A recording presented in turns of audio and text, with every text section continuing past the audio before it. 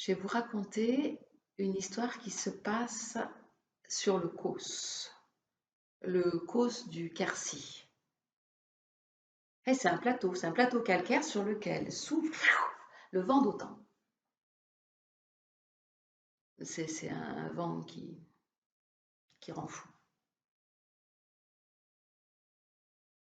Alors bon, un plateau calcaire, c'est un peu aride, hein. Au printemps, bien sûr, oh bah, partout, c'est vert le printemps, fleuri même.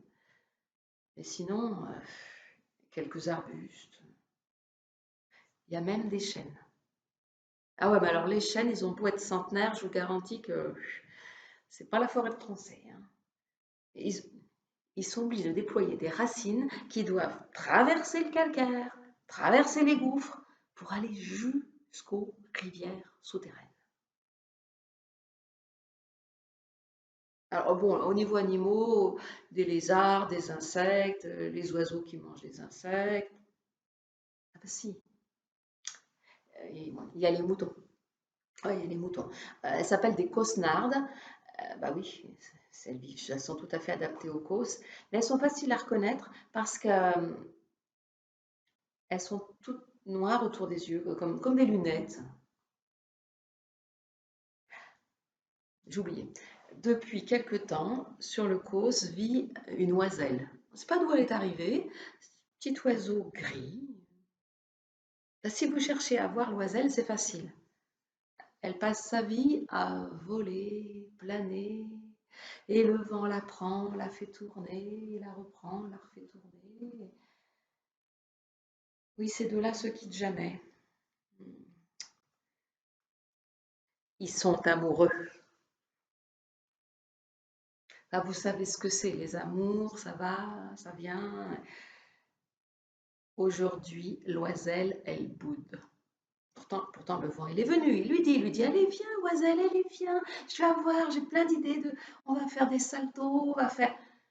Elle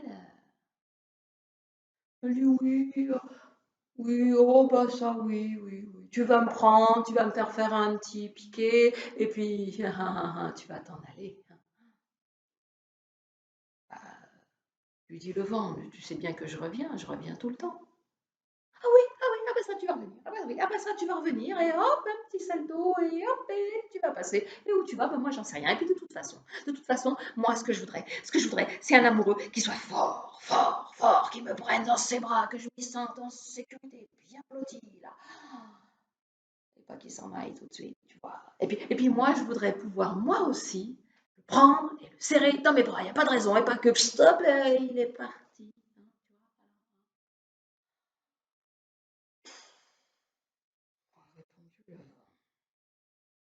Et puis le vent, il est allé plus loin. Et bien cette journée-là, sur le Causse, il n'y a pas eu de vent.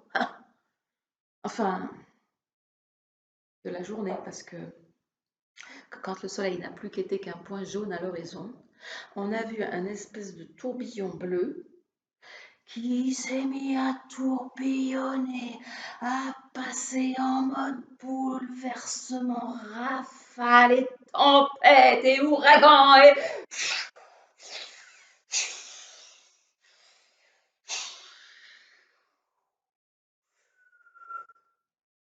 Ah bah oui, ça, c'est vrai qu'on a vu les arbres qui se ployaient, et les feuilles qui s'arrachaient, et les petits animaux qui trouvaient des refuges dans n'importe quel petit trou partout, sous une branche. Et ben, les moutons, ils se sont agglutinés comme ça, bien serrés. Et puis l'oiselle, elle a trouvé refuge au creux d'un arbre. Et le vent, lui, il soufflait. Oiselle, oiselle, t'es où? Regarde comme je suis fort, je me suis fait fort et beau pour toi. Où es-tu, enfin? Oh, dit l'oiselle, je suis là. Mais où? Je ne te vois pas, mais viens. Oh, j'ai pas, j'ai pas, a dit l'oiselle. Elle est restée toute la nuit, là, coincée au creux de son arbre, avec le vent qui l'appelait. Enfin, pas toute la nuit. À un moment, elle s'est risquée. elle a fait un pas de côté, tu vois, et elle a mis une de ses ailes en face l'ouverture de l'arbre, là. Alors le vent, eh bien, le vent, il n'a pas hésité, il s'est engouffré. Il s'est engouffré, il s'est mis à caresser l'aile, dessus, dessous, à soulever les plumes, à venir entre les plumes et le duvet, à soulever le duvet et à lui frétiller sur la peau. C'était bon, mais c'était fort. Alors elle s'est reculée. Oh, elle y est retournée, s'est décalée encore un peu plus jusqu'à mettre son bec ouvert en face l'ouverture et ses deux ailes élancées devant, hein.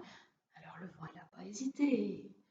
Il a à nouveau joué avec les plumes, le duvet et la peau, et puis il s'est engouffré dans sa goule, il s'est mis à lui tourbillonner là dans le ventre. C'était bon, c'était fort.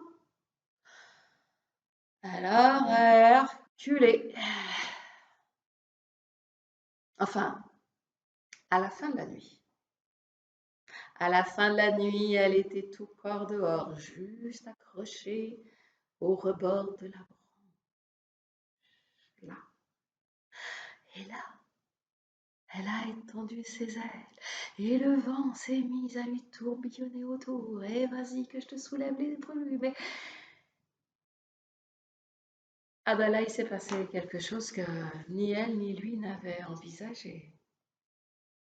Oui, en soulevant les plumes, il a libéré, il a dévoilé des grandes plumes, mais qui étaient toutes arabistoquées là en dessous. Et là, elles se sont déployées, elles étaient chamarrées, rouge, vert, jaune, mauve. Les ailes de la queue étaient immenses, larges et longues, elles étaient rouges et noires. Et c'est un oiseau majestueux, chamarré, qui s'est élancé dans le vent, qui a pris le vent, qui l'a contré, qui l'a serré, qui l'a fait tourbillonner. Eh bien, le vent, il s'est bien calmé là, hein. Oh, il n'a pas bougé, il a laissé faire et il s'est laissé tourbillonner, tourner, tourner. Et puis après, quand même, il a passé de l'autre côté du corps et il a fait basculer l'oiselle, il l'a fait tourbillonner, planer, planer, planer, planer, planer, planer.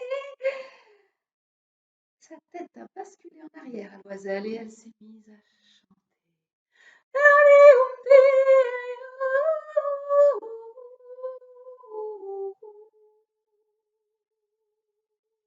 Les petits animaux, là, ils sont sortis, juste la tête, comme ça, un œil, pour voir là-haut ce couple merveilleux, d'où émanait ce chant. On a même vu du nuage de moutons des têtes se dresser. Et ils ont vu à tour l'oiselle qui faisait tourbillonner le vent qui faisait tourbillonner l'oiselle, et ce chant.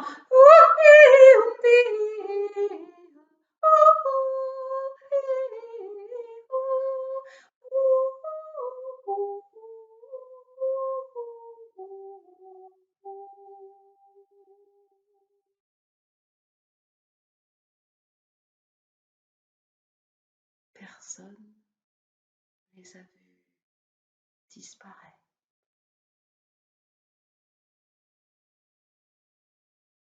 Et personne ne les a revus.